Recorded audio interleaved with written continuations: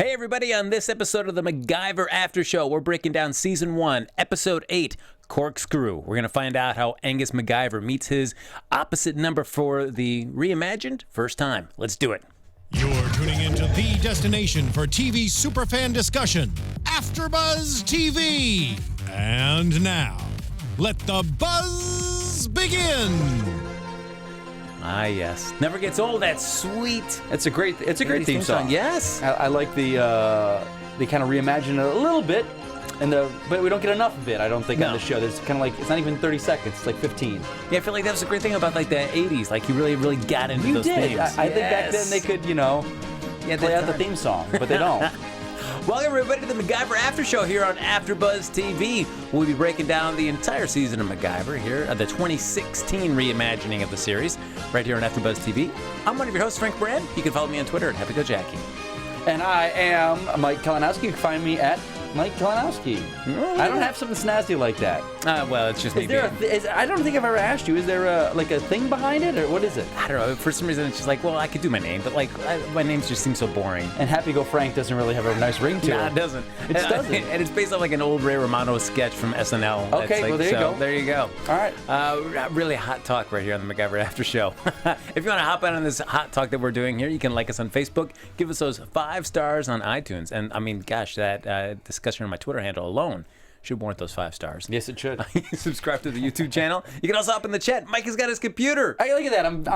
I got the internets. I'm hooked up with the internets.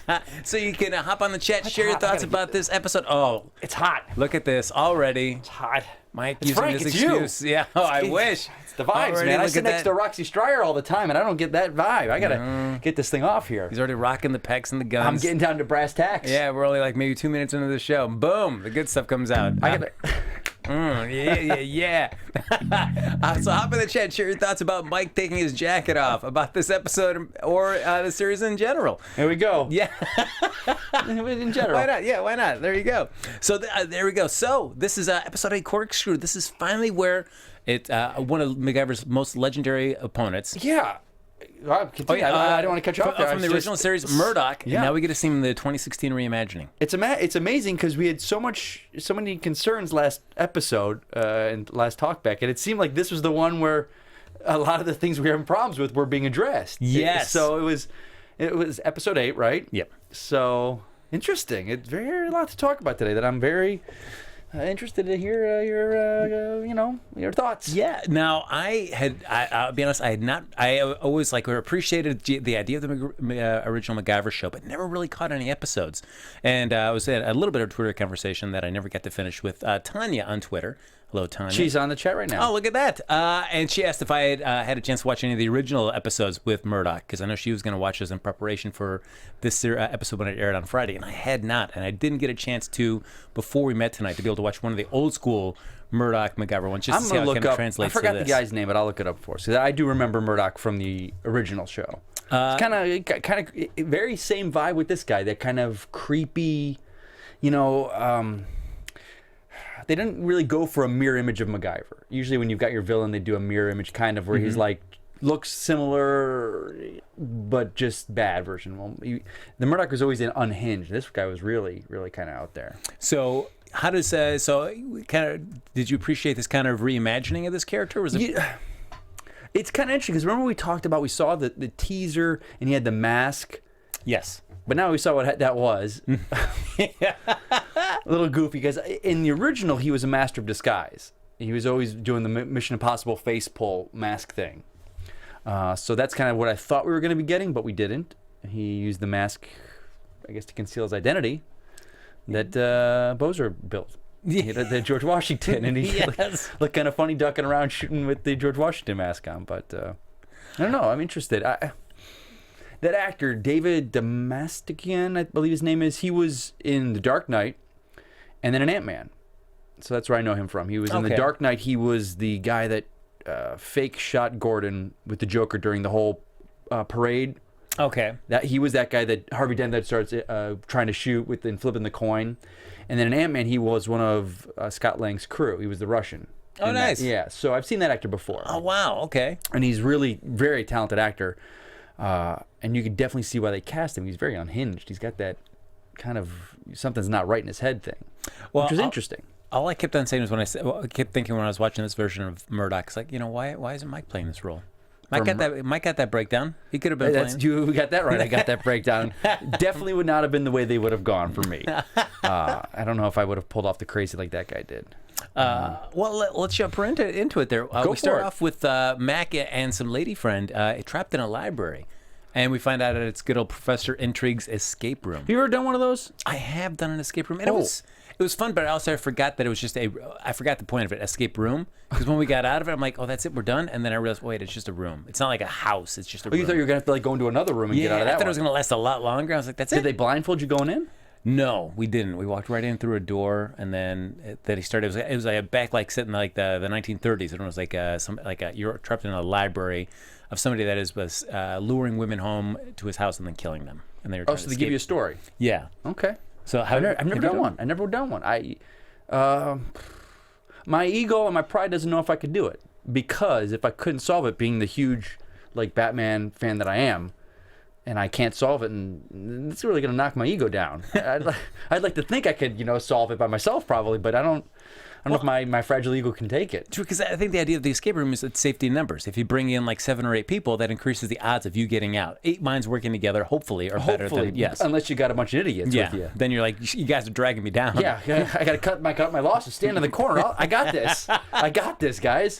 It's also more people to blame if you don't make it out. Yeah. Like, I would have had it if it wouldn't have been for these dummies. Oh, God, they were getting out of my way. Yeah, but for 2 people, I think that increases the odds astronomically. And I don't know if that'd be like the first idea for like a great first date with somebody, to go to an escape room, because I figure that's... Well, isn't what's the theory of first dates? Take them to a horror film, because the adrenaline of watching a horror film gets them all... It's the chemicals in your brain tracks and whatnot, because it's a horror film. That's what they say. Maybe this has the same effect, building your adrenaline.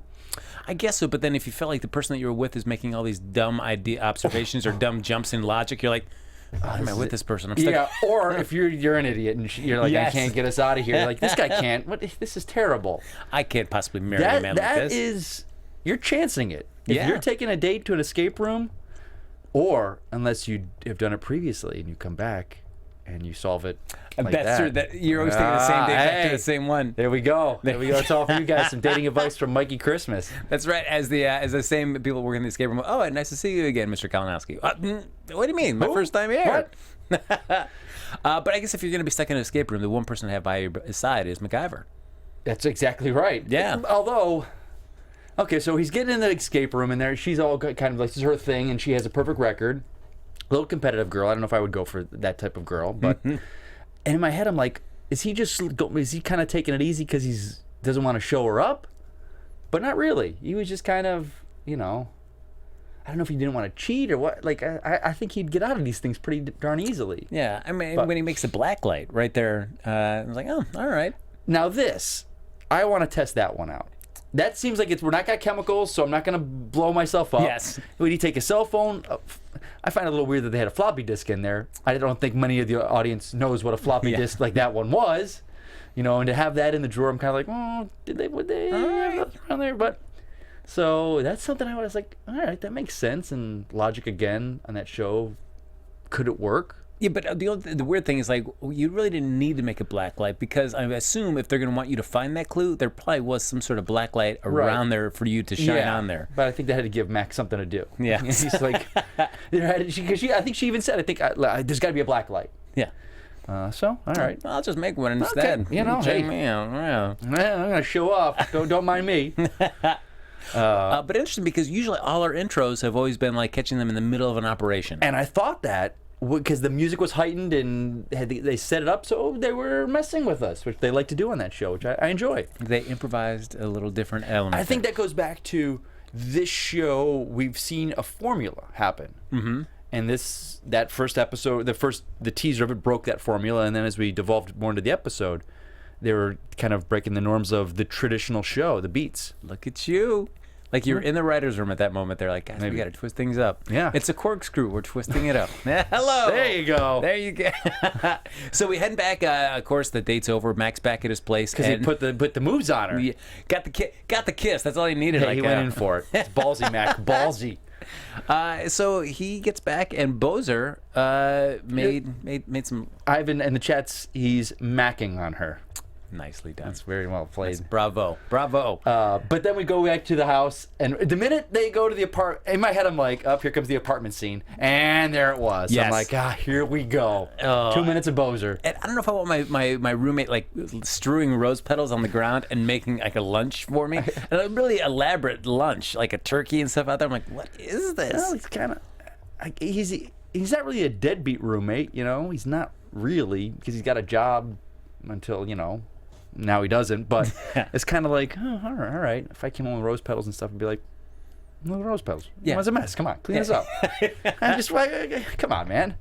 So I want to ask you, do you agree with because Bozer, he has his job, but he said he got promoted, but he quit because he doesn't want his job to become his career, because his real passion is filmmaking. And he'll get shackled down. Yes. Would you agree with that concept? I absolutely agree. I think the term, I've heard it before, and I've used it, I think, on myself over the years, is the golden handcuffs. You know, job, well-paying, good hours, but it's not what you want to do, and people call it the golden handcuffs because it's nice to have, but it shackles you down to from what you want to do, and for him, it's filmmaking. That's true. And then if you get too comfortable in that, then all of a sudden you feel like you can't leave. Yeah, lazy, or you're like I can't leave this now. Right. I have too many. I bought that super cool car. Yeah. I made my Batcave. I got payments now. I got I got Yes. car payments. I got electronic payments. So I got these escape rooms, man. They're not cheap every time. If I'm going to be making out with these girls, I gotta keep this. Yeah. But Mac stands by his best friend, and I like that. He's a good guy. Yeah, it just says, all right, I respect somebody that's going to take a leap of faith right there. Good. Well, we'll see how it turns out for Bozer. We don't know. I don't know. But then we find out that Mac, of course, gets called back to the Phoenix Foundation. Now, this is something I did want to talk about, because the episodes I've seen, they've never done for me, and they usually do in every episode, an establishing shot of where, and this is any TV show, they'll do an establishing shot of the base, and then they'll cut to the scene of them in it, and it always goes into the scene, and I've never really liked the design of the Phoenix Foundation, to me. I don't know why. And now today, in this last episode, we got an outside view of it, and it seemed weird because it's an outside building, not surrounded by anything, but they're always in that room, and there's a window with a forest behind them. Yeah, because now I don't know. I don't know if they're saying, well, that's an atrium, and the building is built around the middle, but it's just the way it's. And I know, guys, it is nitpicky, but watching so much television for me, and I love set design and good set design. This, to me, the people that are putting together the B-roll footage of the outside of the building are not meshing what their set is, because it just doesn't read right for me. I don't know. Because I'm trying to think so little, but no, I understand that, because you're thinking it's supposed to be in LA somewhere. I can't think where you would be that you'd get that kind of view. Right, and with the jungle, now it looks like a jungle to me, but I think it's some forest. But this building seems very standalone by itself, and I don't know why they felt the need. It just doesn't match. But again, it is so nitpicky. I know that, guys. I know. No, like that. See, but look at that. Then that's a poor job of a set decorator or It's an art not design. matching. And we're gonna get. There's a couple more instances that have happened in this episode where I don't think all parties, because a TV show, a network especially, or any TV show, so many pieces are coming together. And on good television shows, they all gel. Mm-hmm. And on other television shows, A is not talking to B, which is talking to C. And there's three things that have happened in this episode where I'm kind of like, we're not talking here. It's ringing false to me. But we'll get into it as we go on. I'm excited. I'm excited to hear this. Drop them. So we find out that as Thornton says, hey, guess what? There's this a person behind these different assassinations, and it was all done by the same man. Suspect 218. 218. I like that. Yeah. So S218, as they like to call him there. They find out he likes to contact his targets before he kills them. It was like quotes, right? Yeah. It wasn't even riddle. Were they riddles, or were they kind of unsolvable riddles? Wasn't it like? Well, I feel like quotes, because like one was like from, was it Alice in Wonderland? Yeah, I think I'm getting him confused with the Riddler storyline I'm reading right now. Yeah, it was pretty simple, like, because it wasn't too complex. Yeah, there wasn't anything to solve. It was just. But I was curious as to, did they have relation to the victim, or it was just he's crazy. Yeah, I didn't. That I don't know, because we didn't get into his victims at all. That's very true. But we found out he's been hired to kill somebody in the States, but they don't know who the target is or who hired him. But they do know that this Indian diplomat has just landed in the States and he's carrying some info. A diplomatic pouch. Yes. We can't look in those. No. That's, you know. That's right. They look like the little trapper keepers that I used to keep my pencils in elementary school. But he had one and it's a diplomatic pouch. That's why you're taking an entire country right there in that little pouch. Now, I hope I wasn't confused because that's going to make me sound pretty stupid. So this guy that was bringing the pouch in to hand off, was that the guy that was hiring Murdock and these were his targets? I think he was just the messenger. I think he was just the middleman from Yeah. someone to someone, but because he's had the diplomatic immunity, he could get it in. Yes. Okay. All right. And so I figure, like, if we follow him, he's going to eventually meet up with S218, and then we get everything we need. Yeah. At the banquet. Yeah, it was some kind of like lofty, some art gallery kind of deal. It was an art gallery, yeah. And Riley, she looked great. Man, I think this is the first time I've ever seen her with her hair down. Oh my gosh, it was a different person. Yeah, they looked great. Looked really good. And I did not. It's always tough to tell when somebody has their hair up, like how long their hair really goes. And I was like, wow, that is long. I mean, she's very striking, but in that outfit, holy cow, yeah. So we do find out that they make the exchange. And the guy that has it, S218, is now escaping down the with the coat. Yeah, with the red coat. And I do like that Mac knows, like, we can't catch him going down the stairs, so he uses some wiring under the lights. Doll's chasing after him. I love it, of course. Yeah. And he shocks the railing. And I thought that was a really cool move. Again, it goes back to, I think, the last episode with using the gasoline to trap him. They always subvert the way I think, because we've seen chases like this all the time, and it's constantly, how do you challenge the audience's perception of how they're going to get it, and they're very clever in what they do. Yeah, because at first I thought he was just going to hold on to the wire and like jump and like use that. That's what I thought. Yes. Jump down and like get in front of him or something. Yeah. Nope. It just shocks the heck out of him. Yeah. But not long enough for he just stuns him momentarily, because by the time they get down the stairs, he's already gone. But he left a piece of paper behind, a photo of his intended target. Yeah. And there it is, good old cheesy Mac with that wine glass. Hey, he's sitting outside on his Linnae, having a wine. I was like, man, that's a cheesy photo. I'm glad they addressed that in the next one, because Mac knows immediately who hired this person. Right. There's only one person in the world that has this cheesy photo of me drinking wine in Ojai. Hey, I remember she showed me that and I looked ridiculous. I told her to delete it and she did it. And that's Nikki, our girl Nikki, finally coming back to haunt. This is the first time she's been back, isn't it? They talk a lot about her, but this is the first we've gotten of her. First peek. Did she look different to you? Because I don't remember. I'd have to go back and watch the pilot because I don't know if they just. I think the hair was straighter. Okay. Yeah. Something was like, is that the same actress? And I went back and looked, and of course it was, but it did throw me for a second. It's kind of like, oh, okay. Yeah. Interesting. So it's cool that they figure like our Mac's the intended target. So of course, if that's the case, Mac doesn't want to be Thornton doesn't want Mac out in the field. Right. Wants to keep him safe, because if you die, that's terrible for everybody. Yeah. So she puts him in protective custody, and I like putting him in a room and taking everything out of the room, anything they could think of possibly that he could use as a way to escape. And which was smart. I was kind of like, okay, how are we going to get out of this one? Yeah, and that because it is something like, how do you put Mac, somebody that's always looking around for a way to use something or not for its intended purpose? Right. How do you kind of keep him confined? Yeah. And I feel like the only way that was going to work is you'd have to bind it. Well, do you bind his hands? And last one, he got out of a Supermax prison, so, you know. Yeah, maybe not the best time to be putting him in a locked room, so to speak. Yeah, so it's, but, you know, again, it's interesting, you know, the writers on this show have got a challenge every week. They really do. Yeah.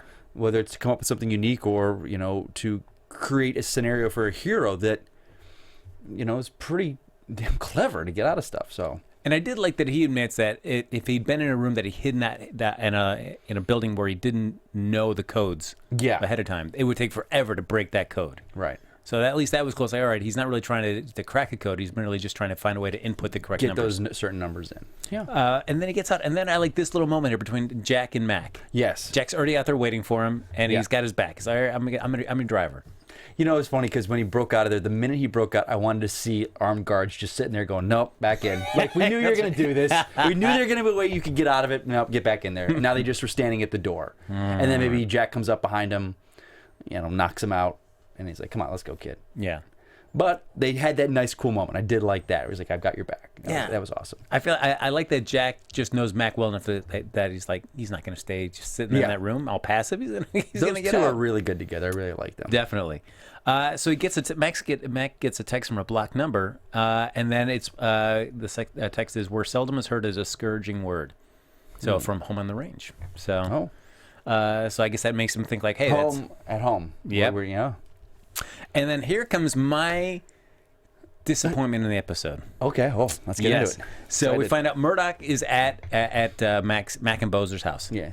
Saying he's a friend of his. Yes. And things start to go wrong. Bozer kind of figures out that not all up and up with this guy. That's supposedly from Mac's work. Certainly I wish nobody ill will on the show. No actor want to lose their job. But story-wise, I would have loved to have seen Bozer get killed in the scene. Oh. You heighten the stakes? I think it would have made such a great impact. I think this is a good time we could talk about how we both last week agreed. It's like Bozer is like, okay, was he just going to be in for a couple minutes every episode?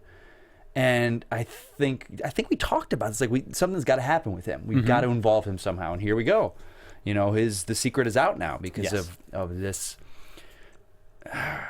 It's interesting. Yeah, I didn't even think about that to kill him.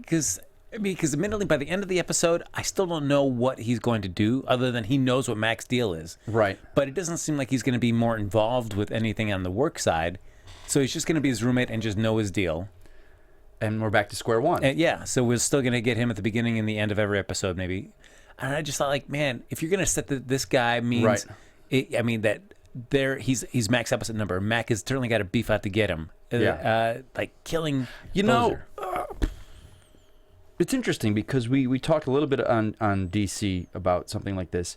I'm forgetting the term. It's called burying I think it's called burying something where a minority character that is on your show is killed off. I forgot the term because they're talking about it on Supergirl because a couple there is gay undertones with two characters and they think, are they going to kill this character off? Mm-hmm. And that happens a lot on shows. I guess it's happened on Walking Dead.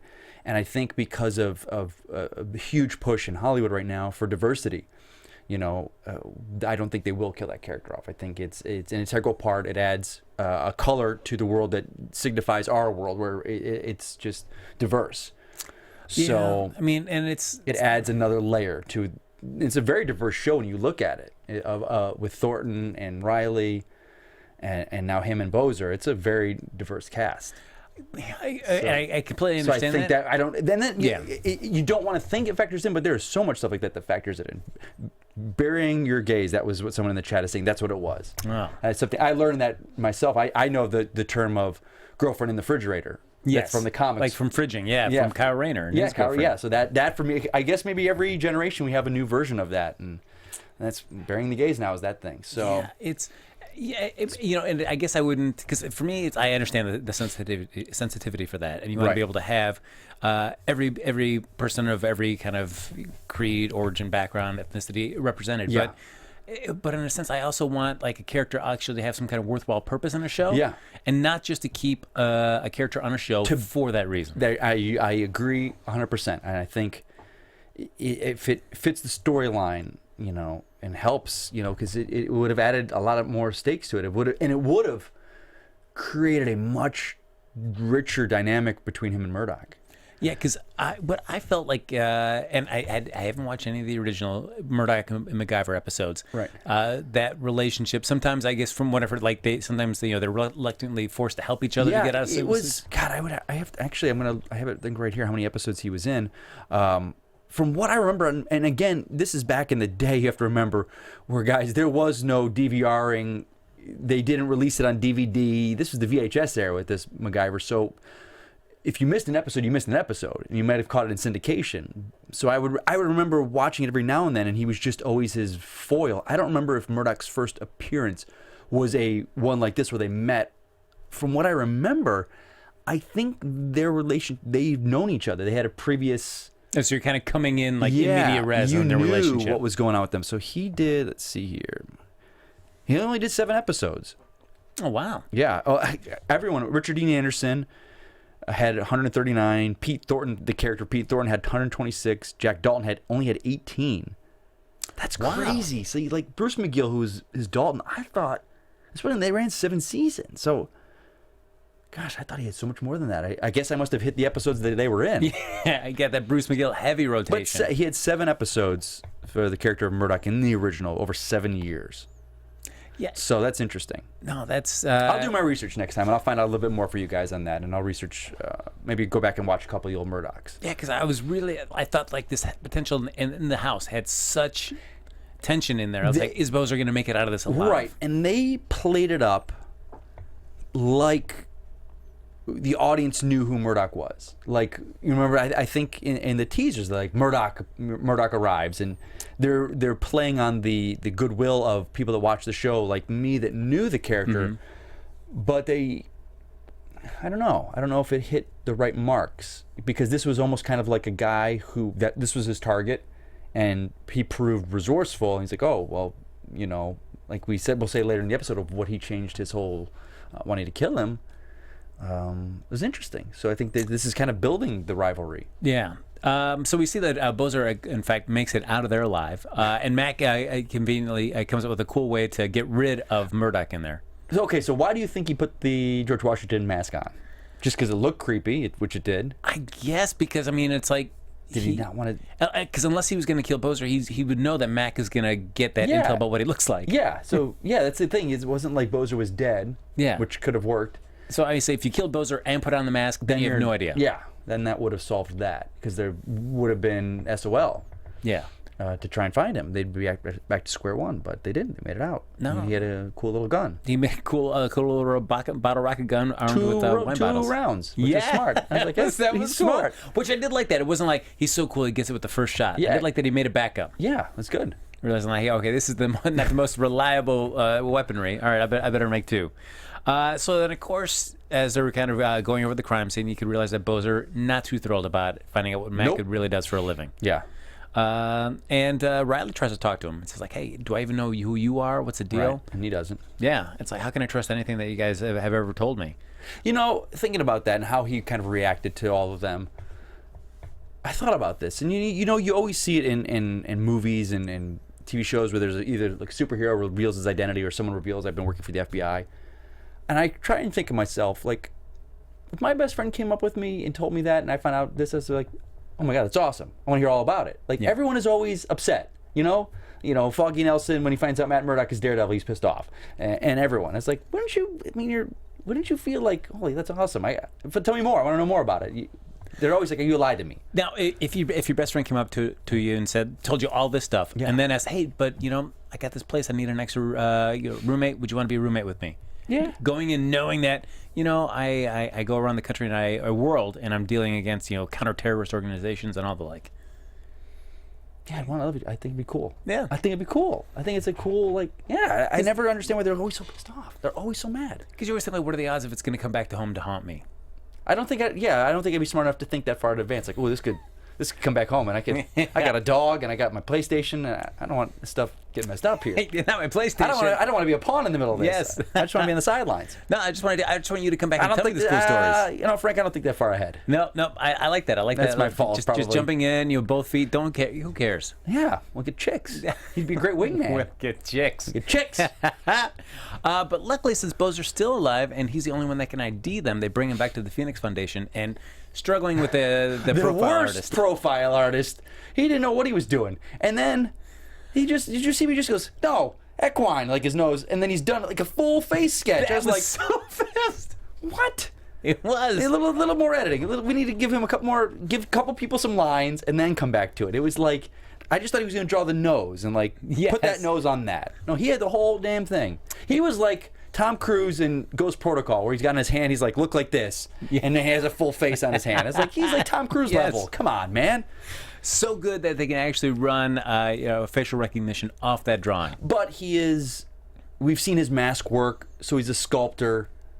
So he does have the artistic skill there. And it wasn't like it was out of the blue. Yeah. He built those George Washington masks. No, it's true. That was good. But so still, he knows what he's doing, but it was fast. It was. Pretty I was quick. like, man, because I would think, like, especially like on a digital pad, like, all right, wait, I want to erase that line maybe a little bit bigger. Nope, he was just all one there stroke. There could have been a couple more lines of dialogue in there. Just they nailed it. So they find out that this person's had is over 8 different IDs that he's used throughout the years, probably related to the missions that he's been on.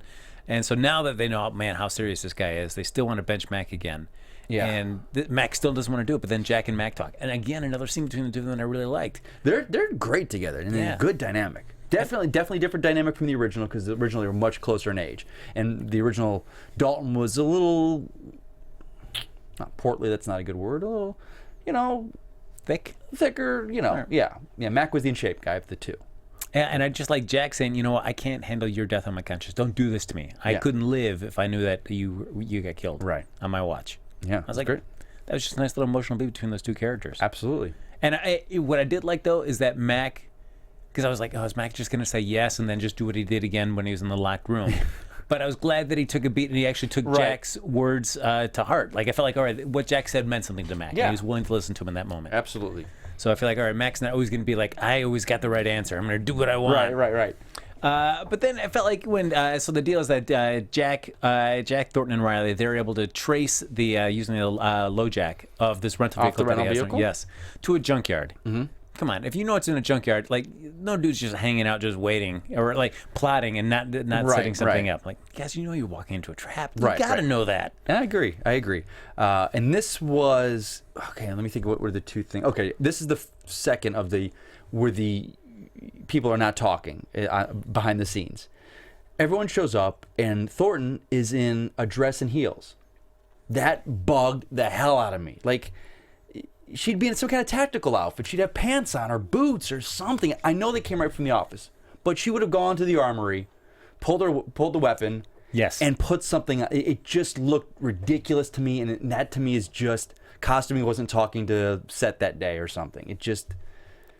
She's a field, and we've seen her in action. We've seen on the pilot, she was physical, dressed in that kind of outfit.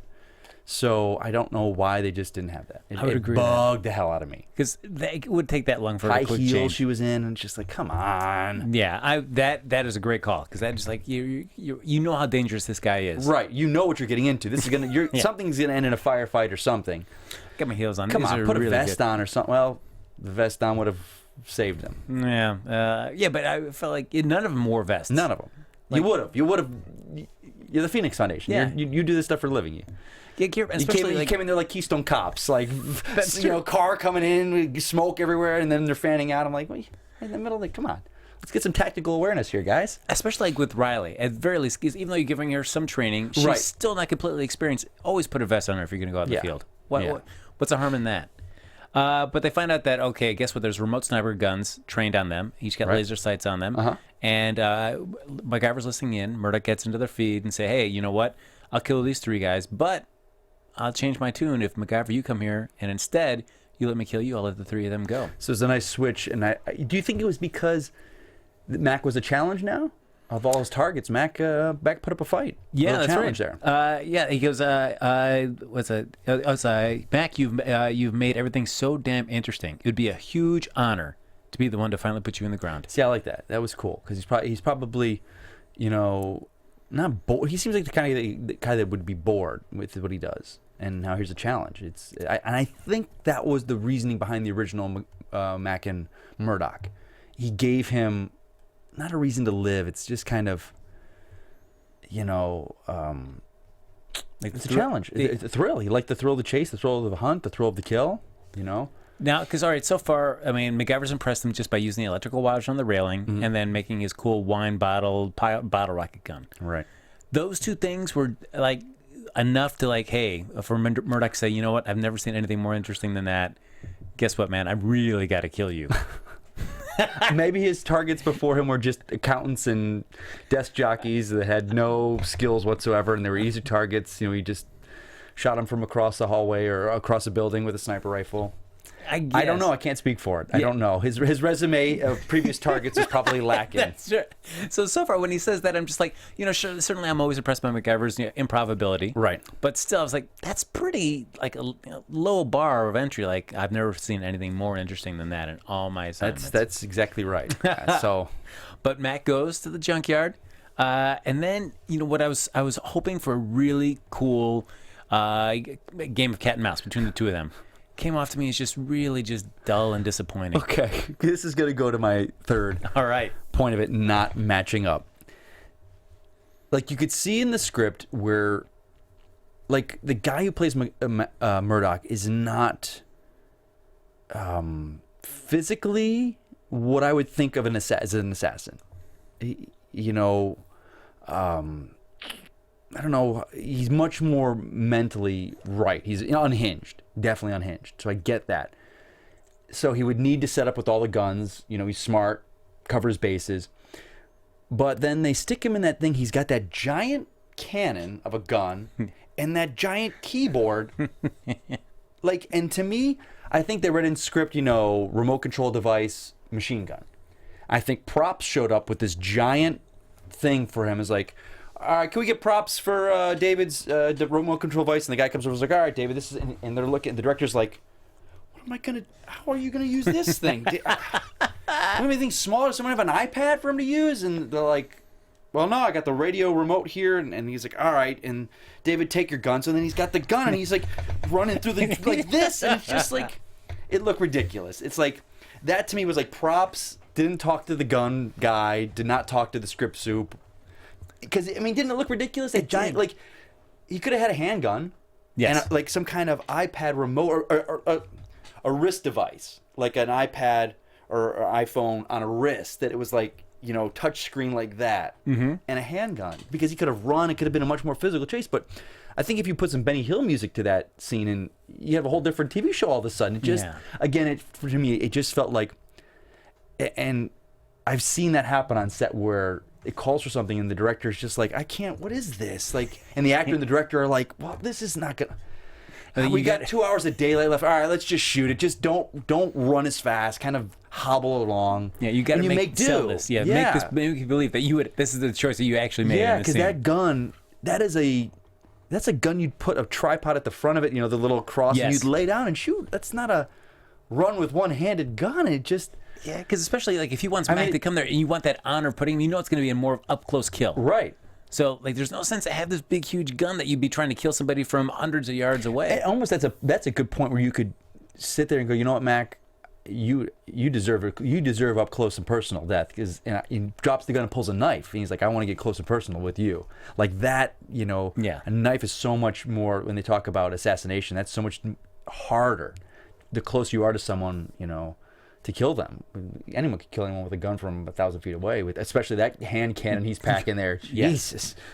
So with that giant, it looked like one of those organs that people put around their neck, and you know, they got the buttons on the side, and that's what it looked like to me. He was lugging around. Because I felt like once like Mac got on the scene, I think like as Jack or Thornton or Riley, you could reasonably assume that, well, I guess that he's going to be so distracted with Mac that he's probably not paying that close attention. Right. Because I feel like he's hardly paying attention to what's going on here. Like, there's so many times they could have just took off. Right. And been fine. Yeah. And I was like, well, what are you going to do? Right.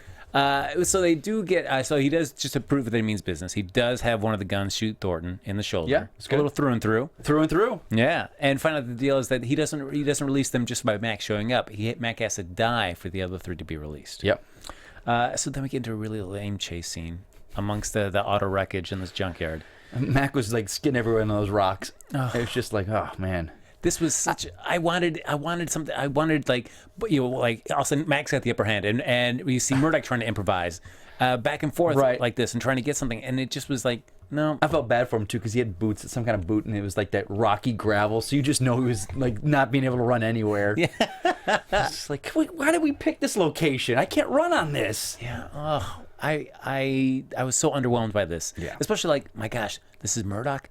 Everybody thinks like this is like, you know, MacGyver's one of the greatest opponents. Right. He needed to unshackle from that radio and gun. Yes. And be more mobile, but it just. And it was daylight, so you could see everything. Yeah, if you were trying to set like the benchmark, like, hey guys, guess what? We're putting Murdock in this series. And again, written on the page, you know, scrapyard, because there's so many different levels and hiding areas. Matt, you know, scope lasers trained on a 3. Mac and Murdock having this cat and mouse. It reads well. Yeah. But the execution is different, you know. And again, they get so much that goes into it. Who knows what locations they could find? You know, junkyard was probably something different that we haven't seen on the show, and. True, but I feel like you could have staged it and shot it to look a little more interesting, because even like the angles that they're using for some of the shots were just like the least like interesting way to frame some of these scenes. We're just like, we just get to see him run and then jump behind it, Riley uses her hacking skills once Mac disrupts the signal using that was cool, and that makes sense. Yeah, that was like, all right, I think we've all dealt with that before. You can't get a signal because the radio is something signals stronger, which was really cool. Yeah, I did like that. So Riley then turns it around and gets control of the remote guns and trains them all on Murdock, which I thought was a little cool moment. And they capture Murdock, which he says, guess what? I've never been captured before. Which was cool. That was good. No one has survived. No one has caught me before. No one has survived me before. I'm so impressed by you. Which was cool. I mean, yeah, it was very cool. Like, I think we could have given a little bit more when they were describing the hits, about S218, whatever he was called, and build his resume up in the eyes of the audience, knowing that this is a terrible man, does terrible things to his victims, has escaped certain, FBI, Interpol, MI6 or whatever. They should have kind of given his list at the beginning so we knew going in, this guy's tough. Yeah. But then again, maybe the Keystone Cops moment in the junkyard would have been like, well, that's all it really took to get him. Yeah, because I was hoping they'd show more facets. Like, okay, we see that he's good with small handguns and gunfights. Yeah. He can hold his own there. I was hoping we would see some other aspects of him to kind of see, man, he's a well-rounded opponent. Yeah. Like with Mac, he can hold himself reasonably well in a fist fight if he needs to. Yeah. And then he's still got his improv skills and then all his his science knowledge that he has too. Right. So I was hoping we'd see a little bit more of Murdock's bag of tricks. Yes. Yeah. So man, okay, this guy really stacks up well. And again, I don't know if it's a casting, because this guy does not strike me as a physical threat. Correct. But I could see where if that actor was in the room with casting and, they're doing a scene and it's just his face, he's creepy and he plays that very well, that unhinged. God, you just had to look at his work in The Dark Knight where he's just nuts, but just not all there behind his eyes. And I think they wanted that for Murdock. You could tell, but then the physical has to definitely come into it because he's got to be a threat. Has to be. I just wanted a little bit more from our first appearance of Murdock. But he is captured. He's put away there. Mac apologizes to Bozer. Now, wait. Did you like how we were given the name of Murdock? Oh, if I had to pick one, I've always been partial to Murdock. Yeah, that to me is, again, playing on the goodwill of people who watch the show. We knew who he was. I don't know. It just struck me as, well, we've got to tell the name to the audience. We've got to give him that. Yeah. Let's do it this way. Which, I don't know. I think if you're a fan of the old school MacGyver, you probably by that point you've already figured out who he is. Right. So I feel like that reveal only really pays off for people that are like... Okay. Right. I think you knew who he was. I think this is something that you could have played off down the line season, another season, where they finally have that moment to him. Because that's the good thing about Murdock and him. It's, like you said in the original series, and someone was telling you, they had those where they were thrown together and had to work together scenes and episodes. So you will definitely see him again. Yeah.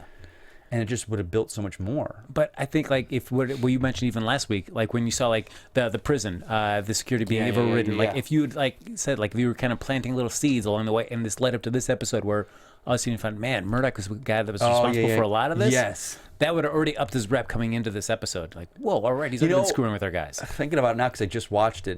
Did you see Spectre, the most recent Bond? Yes. And I know a lot of people didn't like it, but when Blofeld was saying, I've been the author of all your pain. It was so good to think back on all the Bond films and how he was responsible. So we could have had all these little kernels in the episode so far, and he's like, all those things, that was me. Yeah. But it didn't fit with the way that they were introducing him. Yeah, because it would have been missed opportunity. Because if he would have been given the contract to kill MacGyver at the beginning of the season, and just along the way he's kind of just testing him, trying to find out his strengths and weaknesses. And then now it's I got a good handle on you. I'm coming for you right now. Huh. Very good. I like that. Well, I guys have MacGyver writer's room. If you need me, just reach me on. I'm gonna write down those things you could use. And that's great. And then we end the episode with him as he kind of does his little monologizing. He's in a little restaurant, and then who comes in? Let me go real quick before we get to that. Don't you think Bozer, that would have gotten another digit? Yes. Leading them to the face. Yeah. He should have gotten a digit from her on that one. That's at least a 2. One for the face and one for the lies. And yeah. Yes. Yeah, he didn't get any of this. Should have been at least 2 digits on there. Come on, man. The least if you you're could do. keeping him around, give him the digits. She's stringing that guy along. It better pay off. It better pay off.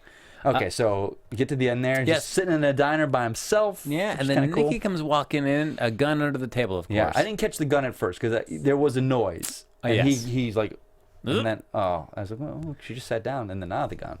Now, of course, Murdock said that Nikki was the one that hired him to do this. And it seems weird because during their conversation, when he says that to Nikki, Nikki says, "Do you think I would do something like that?" Yeah. So trying to figure out like who's telling the truth in that. Did she know that Murdock is no match for MacGyver? I'm very curious because didn't she say she's like the people that I'm working with are much worse than me? Like, yes, you don't know what you're dealing with. I was trying to keep you safe, so keep him safe by killing him. I don't know. Yeah, I mean, she claims that she doesn't want him dead and that she didn't hire Murdock. But she does ask if he still has that key that she got to him, and says you're going to need it soon because it's going to answer every question you'll have. And he says the only question I have is why, and he says that can't be the only question. So maybe Nikki's playing both sides. Yeah, maybe she's a double agent. Could be because she mentions what happened to Burkov, somebody that was killed in Syria during an exfiltration. Was that they talked about that in the pilot? I think I remember, right? Yeah. And they say, like, who told you that? Thornton? Are you sure you're on the right side? So I feel like the idea that Nikki thinks she and the people that she worked for are really on the right side. And the Phoenix Foundation's in the wrong. Which would be interesting. Maybe there might be some instances where Thornton's pass is a little shady, but I still think ultimately... She's got to be shady. I think she's shady, but I think ultimately on the side of good. That's what I would think. Right. Do anything for my country. Yeah. And then we see that I'm here to warn you, Murdock may have failed, but the next one might not, and you'll never be safe. I just had to let you know. And then Max shows her a picture of her family house and says, hey. Now, it's always at the end of the episode, like we did with Salazar. Was it Salazar in the last one, the prison guy? Yes. And he had that moment with him where he's like, I'll be waiting for you. Like, Mac gets edgy at the end of every episode, and I want to see more of that. I want to see the way that the scenes at the very end play out. I want that the through line of the episode. I want that characterization, that kind of edge to him. Yes. Because he's good. He's like, does this look familiar to you? And at first I'm like, oh, was that their house that they were going to have together or, eventually move into? And it's like, it's her family, right? Yeah. So he's like, you play with me, I'm going to play. You mess with my friends, I'm going to mess with your family. It's, like, it's good, though. Yeah, it adds a level to MacGyver. You're like, oh, you're kind of, you're not this shiny, happy, good guy.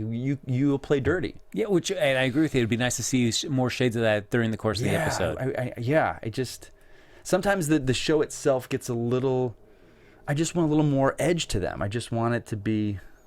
Yeah, and that's I don't know. It's hard to explain what I'm trying to feel. I can understand that because I feel like that's why I wanted to see. Again, Bozer, him being killed, I think would have just added a little edge to the show and just would have just raised the stakes there for just establishing Murdock as like this is like a really serious contender.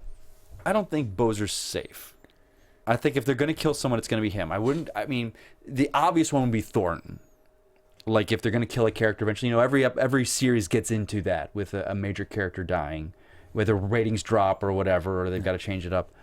But Bozer's the one I think that would hurt him the most, even more than Dalton, because Dalton almost seems like it's in the line of duty. Yes. Whereas Bozer's kind of an outside guy. Like I didn't sign up for this, but I'm along for the ride now. Yeah, and I can't imagine long term, do we think Bozer is going to stay, or would he eventually reach a point where I got to move? Depends on how good the audience likes him. How popular he is with the audience. But I did love that, and I loved when they all got up. Yes, I would have loved, and again, it's so nitpicky. I apologize to you guys, but even if the waitress got up, was part of the team. That's right. Yes, the whole restaurant, damn restaurant, to show that we are in charge. We know what we're doing. We know you come here. This is your place.